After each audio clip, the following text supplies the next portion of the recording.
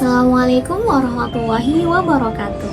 Halo semuanya, perkenalkan saya Ika Nurjana, mahasiswa Fakultas Kedokteran Universitas Islam Sultan Agung. Di video ini saya ingin menyampaikan sedikit edukasi tentang bagaimana Islam memandang sakit dan apa saja kemudahan atau rukhsah yang diberikan agama kita kepada orang-orang yang sedang sakit. Semoga bermanfaat ya. Kita semua tahu bahwa sakit itu bukan sesuatu yang enak. Capek, gak nyaman, kadang juga bikin emosi naik turun. Tapi dalam Islam, sakit itu justru bisa jadi wasilah penghapus dosa. Bahkan jadi bukti cinta Allah kepada kita, hambanya. Jadi sakit itu bukan kutukan, tapi suatu bentuk ujian. Dan kalau kita sabar, pahalanya luar biasa. Bahkan hal kecil kayak kesandung, pilek, sampai sakit berat pun bisa mengukurkan dosa itu. Karena itu, sebagai seorang muslim, penting banget untuk belajar bersabar saat sakit. Sabar bukan berarti pasrah tanpa usaha, tapi sabar sambil terus berikhtiar dan tawakal kepada Allah.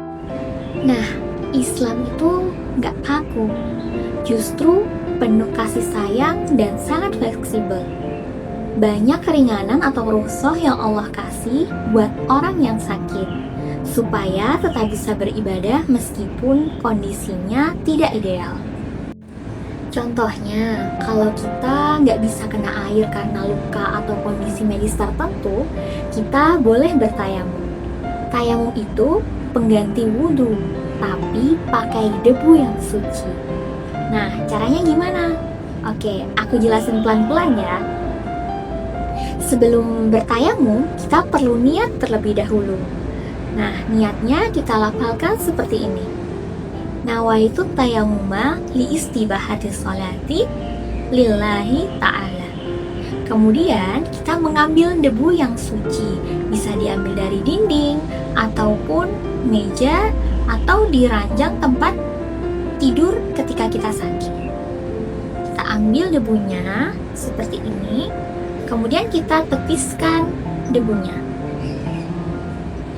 Nah, setelah ditepiskan, kemudian kita membasuh muka kita sebanyak 1 kali.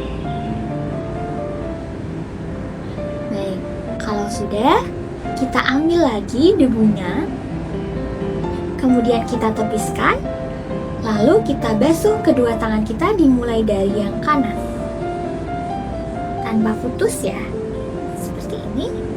Oke, sudah. Nah, itulah cara bertayamum. Ketika sudah bertayamum, kita dikatakan sudah suci.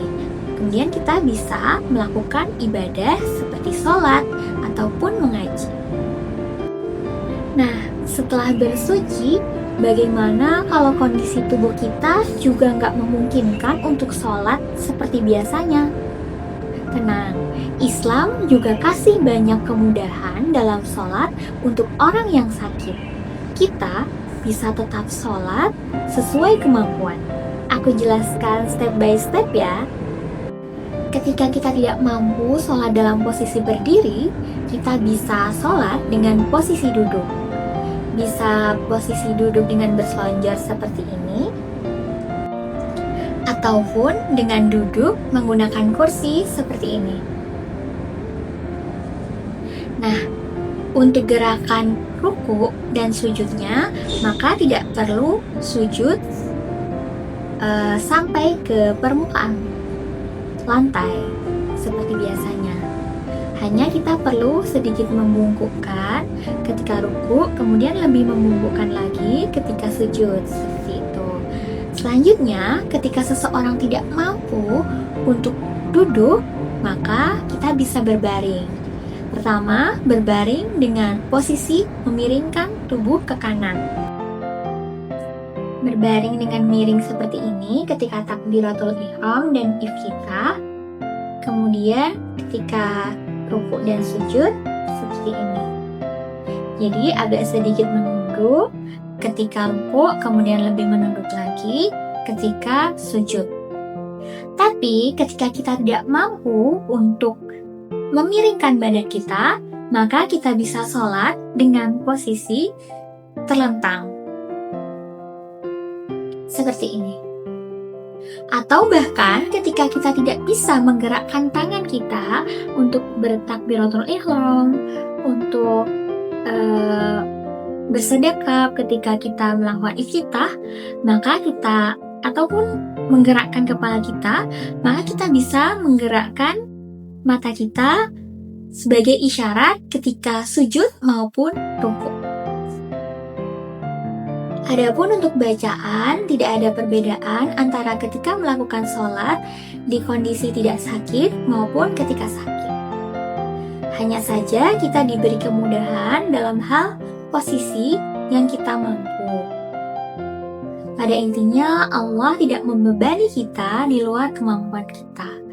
Seperti dalam firman-Nya dalam surat Al-Baqarah ayat 286, A'udzubillahi minasyaitonirrajim, Bismillahirrahmanirrahim, La yukallifullahu nafsan illa wus'aha. Jadi, walaupun sakit, kita tetap bisa ibadah. Allah kasih kemudahan, bukan memberatkan. Nah, itu tadi sedikit edukasi dari saya tentang bagaimana Islam memuliakan orang sakit. Allah memberikan rukhsah berupa tayamum dan tata cara sholat yang fleksibel. Semoga kita semua bisa ambil hikmah dan semangat untuk tetap beribadah apapun kondisi kita. Baik, selanjutnya saya akan membacakan beberapa surat pendek dalam Al-Quran. A'udzu billahi minasyaitonir rajim. Bismillahirrahmanirrahim. Qul ya ayyuhal kafirun la a'budu ma ta'budun wa la antum 'abiduna ma a'bud wa la ana 'abidun ma 'abadtum wa la antum 'abiduna ma a'bud lakum dinukum waliyadin. Bismillahirrahmanirrahim. Idza jaa nasrullahi wal fath wa ra'aitan nasa yadkhuluna fi dinillahi afwaja fasabbih bihamdi rabbika wastaghfir innahu kana tawwaba. Bismillahirrahmanirrahim. Tabbat yada abi lahabin wa tab ma aghna anhu maluhu wa ma kasab sayasla naran dhata lahabin wa imra'atuhu hammalatal hatab fi jidha hablum min masad. Bismillahirrahmanirrahim. Qul huwallahu ahad, Allahus samad, lam yalid wa lam yulad wa lam yakul lahu kufuwan ahad.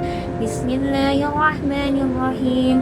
Qul a'udzu birabbil falaq min syarri ma khalaq wa min syarri ghasikin idza waqab wa min syarri naffasati fil 'uqad wa min syarri hasidin idza hasad. Bismillahirrahmanirrahim.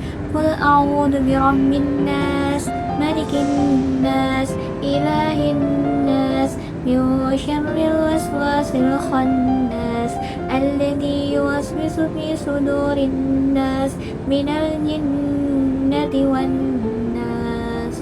Shadaqallahul azim. Baik, cukup sekian video dari saya tutup. Wassalamualaikum warahmatullahi wabarakatuh. Terima kasih.